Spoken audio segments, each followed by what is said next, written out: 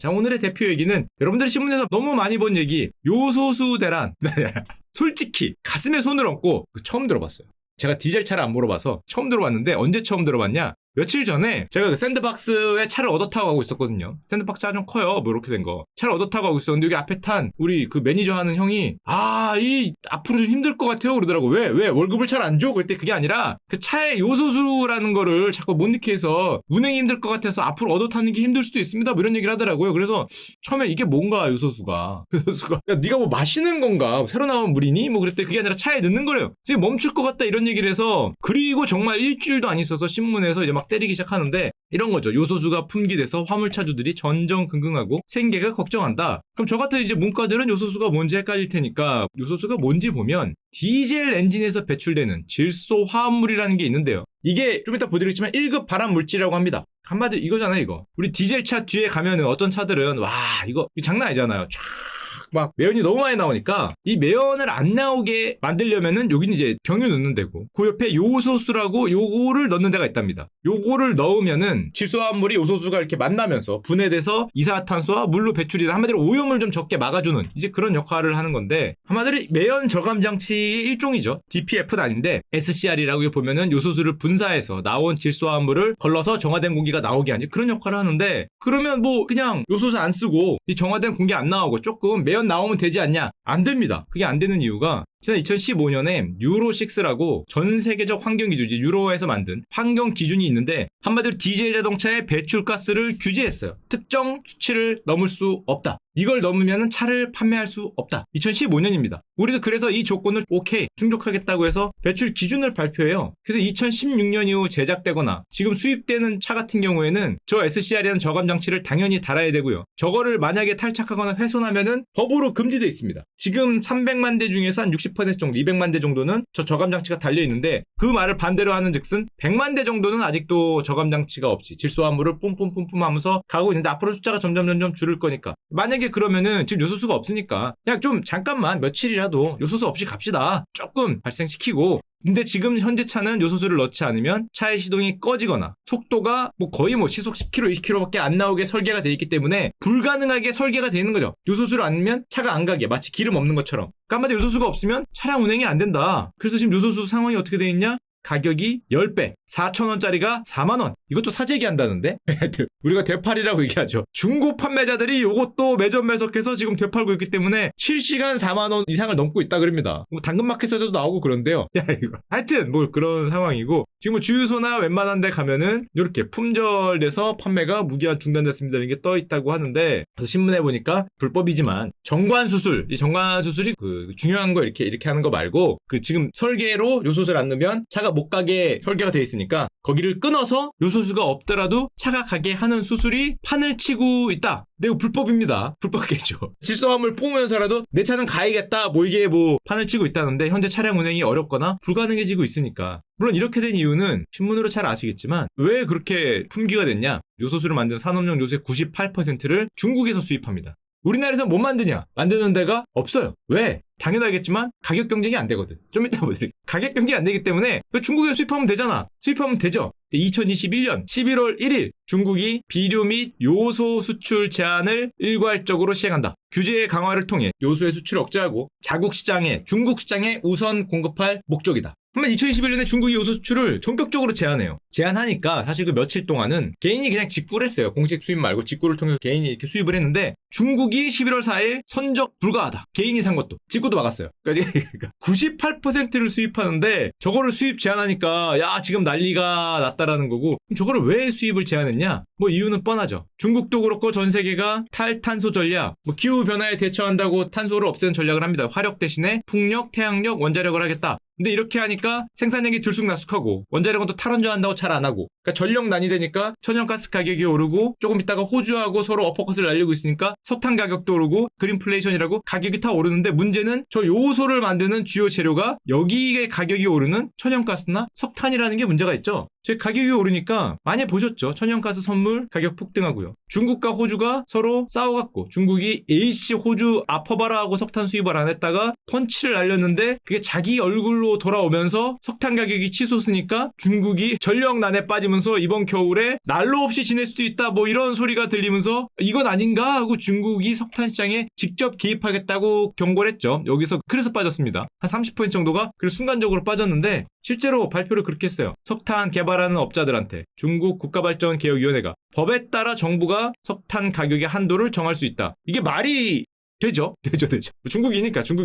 석탄 가격 100달러 이상 못 판다 그러면은 바로 할 수 있는 겁니다. 뭐 휘발유 1리터 1,000원, 콜 이러면은 그날로 1,000원인 거죠.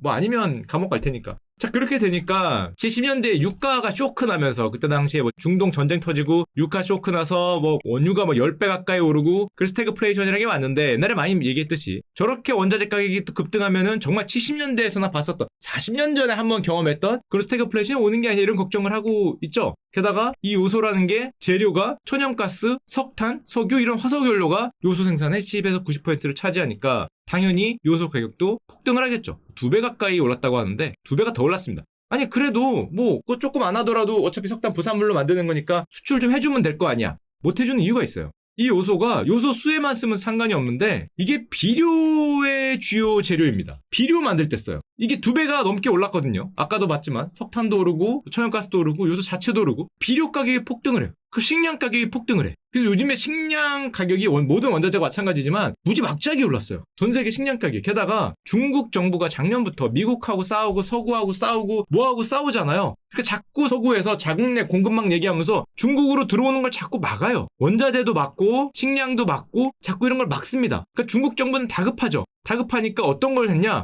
원자재 같은 걸 막고 식량을 막으니까 식량 같은 거 우리나라 자국 우선주의를 해서 수입량 엄청나게 늘렸고요. 원자재 같은 거 막아서 전력난에 빠지니까 요즘에 조금 이따 나오겠지만 원자력 발전소 150기를 짓겠다고 선언을 했죠. 원자력으로 서해를 덮어버리겠다.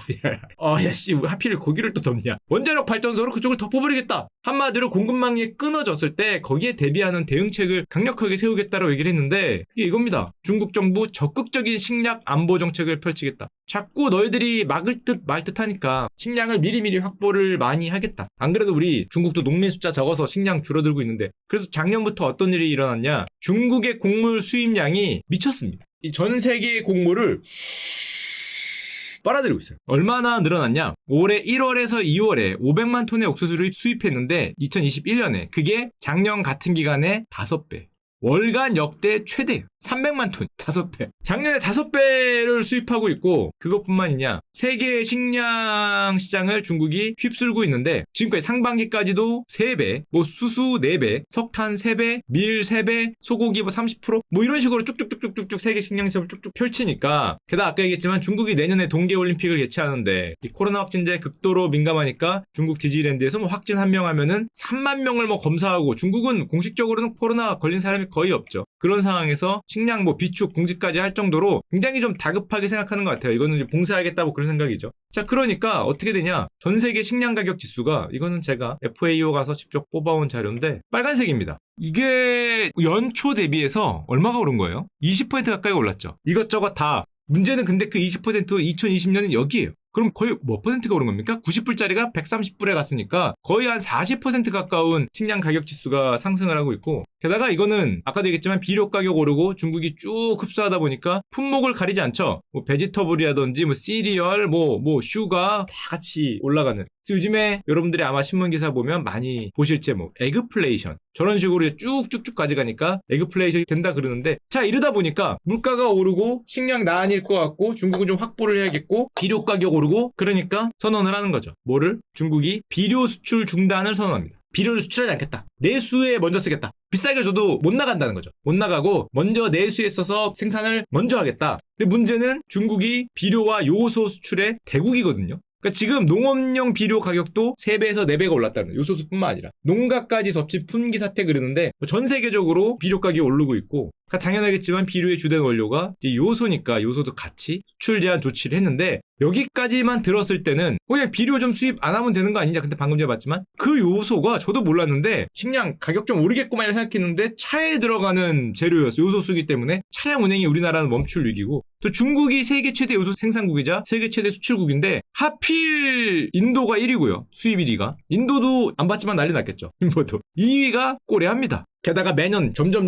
더 많은 양을 수입을 하고 있기 때문에 대한민국 산업용 요소의 98%를 중국에서 수입되고 중국에서 요소 수입, 비료 같은 걸 멈추고 요소 수출을 안 하니까 요소 수가 공급이 정지되고 와 이거는 몰랐는데 요소수가 정지되고 요소 공급이 정지되니까 그런 저감 장치가 달려있는 디젤 차들이 다 멈추고 차만 멈추는 게 아니죠. 트럭 멈추고 건설 기계 멈추고 뭐 쓰레기차 멈추고 등등등등등 다 멈추니까 산업이 멈추죠.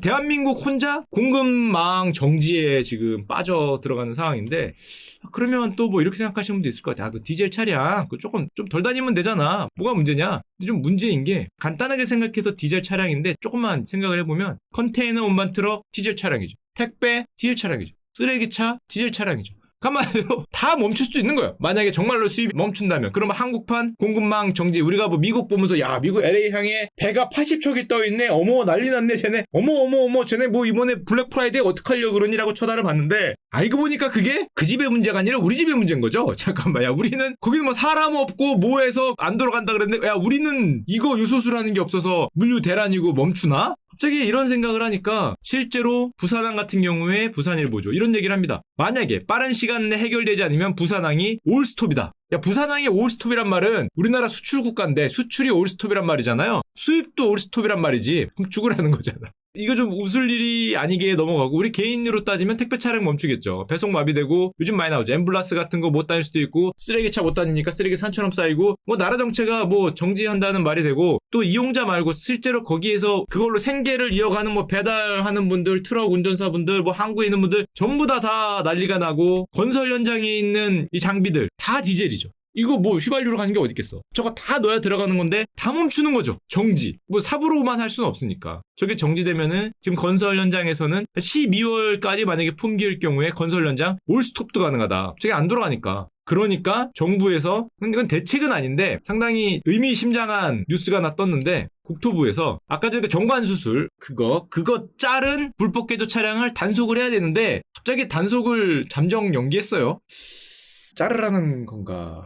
아니, 그건 아니겠죠. 그건 아닌데, 자르라는 건 아니고, 애 많이 낳아야지. 요즘 자르지 마시고, 여러분, 한 둘이나 셋 정도 나세요. 팍팍 나셔야 되는데, 이거 자른 차들, 이거 불법 차량 단속을 해야 되는데, 하여튼, 모종의 이유로 단속을 잠정 연기했습니다. 잠정. 일단 좀 뭐, 차가 다니는 게 중요하다라고 생각을 하신 것 같은데, 그래서 뭐, 자르지는 마시고요. 갑자기 이걸 또 발표를 했고 한마디로 98%를 수입에 의존했다가 지금 한국이 상황이 심각해졌다고 할 수 있는데 야 그러면 그 요소수라는 게 만들면 되지 않냐? 만들기 어렵냐? 일단 만들면 되지 않냐? 만들면 됩니다. 근데 문제는 만드는 생산업체가 없죠. 국내 요소 생산업체가 전무하다. 아니 그게 뭐 어려운 건가? 우리나라가 기술이 없나? 기술은 있다. 만들기 쉽다. 그냥 그거 이렇게 고등학교는 아니더라. 대학교 그 정도만 돼도 만들 수 있는 굉장히 쉬운 시기라고 하는데 그럼 만들면 되잖아. 근데 문제는 지금부터 만들려면 시간이 걸리죠. 당연하겠지만 대량 만들어야 될 거 아니야. 뭐 이만큼 만들어야 될 거 아니잖아. 엄청나게 만들려면 몇 개월이 걸릴 거고 그런 거 몇 달 동안 차 안 돌릴 거냐. 건설 현장 멈출 거냐. 부산항 폐쇄입니까? 뭐 이런 얘기하니까 알겠어. 그럼 몇 달 걸리더라도 자 그럼 만들어. 그러면 또 실제 기업에서는 이렇게 생각하겠죠. 야, 지금은 그게 없으니까 뭐 품기다 급하다 10배 올랐으니까 만들면 돈이 될 것 같은데 요거 다시 중국이 수출하기 시작하면은 다 국민들도 다 까먹고 요소수가 뭐야? 뭐 이런 얘기하면서 적자는 다 우리가 봐야 될 거 아니냐. 이거 관심도 순간이지. 한 6개월만 지나면 다 까먹을 거 우리가 엄청나게 돈을 투자해서 공장 만들어갖고 그거 팔아야 되느냐. 경제성이 없어서 어차피 중국이 팔기 시작하면 날아가잖아요. 경제성이 없기 때문에. 왜냐면 중국은 석탄이잖아. 석탄에서 이것 뽑고 우리나라는 원유 같은 거 수입해서 그 수입한 원유에서 주로 뽑는데 이 가격 경쟁력이 안 되니까 이거 만들어봐야 이거 조금 있으면 없어질 거 그것도 만들어야 되냐 정부가 사줄 거냐 또 이것도 물어보고 있는 거니까.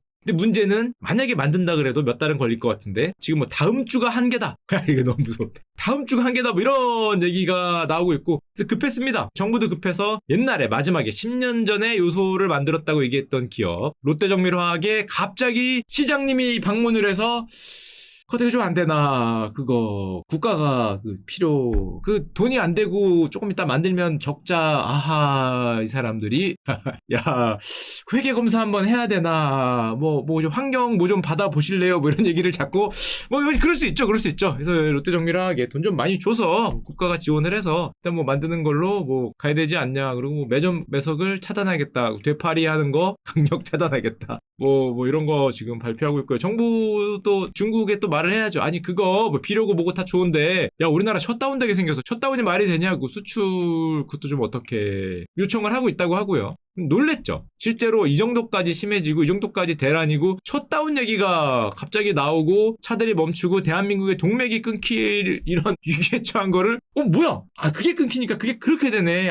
이게 그렇네 한 걸 알기 때문에 깜짝 놀라서 지금 뭐 비상이고 TF고 매일매일 대안이 나오고 있는 상황이기 때문에 좋은 대안이 나오지 않을까 생각을 하지만 결국은 뭐 지금 한번 크게 뒤고 있는 거니까 결국에는 가격을 떠나서 자체 공급망을 뭐 만들어야겠죠. 경쟁력이 떨어질 테니까 아마 뭐 세금이 들어가든지 정부가 좀 지원을 해야 하든지 뭐 공기업이 하든지 뭐 그런 상황이 되지 않을까 생각을 하는데 결국에는 요즘에 시행착오가 굉장히 많은 것 같아요. 그린 인플레이션도 그렇고 기후변화를 한다고 친환경 정책을 하니까 뭐 원자재 가격이 올라가고 원자재 가격이 올라가니까 그냥 가격만 올라가는가 보다 생각을 했는데 원자재를 들고 있거나 이런 데들이 풀지를 않고 거기가 풀지 않으니까 비료 가격 같은 게 올라가고 그게 올라가니까 식량 난이되고 식량을 갖고 있는 국가들이 안 팔기 시작하고 안 팔기 시작하니까 식량이 무기화되고 요소가 무기화되고 옛날에는 공급망을 사방에다가 글로벌끼리 너는 뭐 만들어 너는 뭐 만들어 이게 경제적으로 말하면 상대 우위전 비교 우위 있는 국가에서 여긴 네가 잘 만드니까 네가 만들고 비교 우위론이야 비교 우위론 뭐 리카르도 비교 우위론 뭐 이런 소리 하는데 비교 우위 있는 국가들이 이렇게 만들어서 모으면 된다 그랬는데 이제는 이게 다 끊기게 생겼으니까 한 나라가 안에서 이런저런 문제들이 생기는 그게 요번에 요소수 대란으로 이제 등장을 하지 않았나. 앞으로 이런 문제들이 뭐 굳이 요소수가 아니더라도 아마 많이 등장할 수 있다. 어느 날 갑자기 상축 가격만 뭐 1kg에 뭐 몇만 원으로 확 뛴다든지